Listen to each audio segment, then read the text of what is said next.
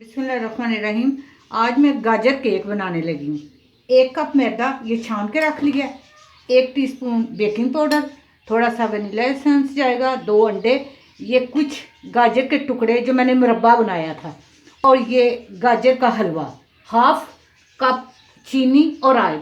मैंने अच्छी तरह 7-8 मिनट उसको बीट किया था, चीनी और ऑयल को, और अब 2 अंडे डाल के मैं इसको एक दफ़ा फिर ग्राइंड करने लगी। ये मैंने छान लिया, और ये 1 टीस्पून बेकिंग पाउडर ये भी मैं छानने लगी हूँ।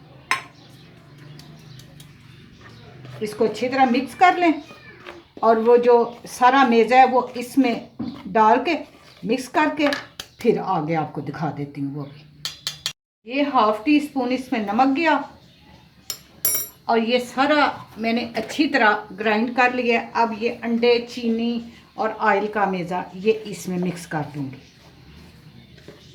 जी ये मिक्स हो गया। अब वनीला एसेंस के 2-3 ड्रॉप्स जो केक की खुशबू जो है वो बढ़ा देते हैं, पता चलता है कि केक बन रहा है। और ये अब ये भी इसमें मिक्स कर देती हूँ। जो टुकड़े मैंने गाजर के काट के रखे हैं वो गार्निश के लिए ऊपर लगाऊंगी।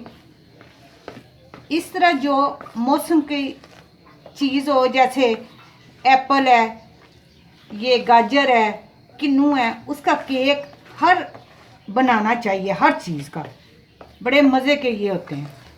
ये गाजर के टुकड़े ऊपर लगा दूंगी और इसको मैं ओवन में रख दूंगी। अब इसको मैं ओवन में रखने लगी हूँ। बिस्मिल्लाहिर्रहमानिर्रहीम। 30 मिनट लगे हैं मुझे। बिस्मिल्लाहिर्रहमानिर्रहीम। ये देखें कितना अच्छा केक तैयार हुआ है।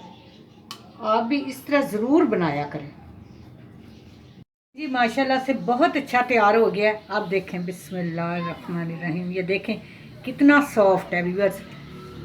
उम्मीद है आप ज़रूर बनाएंगे। ये देखें माशाल्लाह, माशाल्लाह से। ये देखें, ये देखें।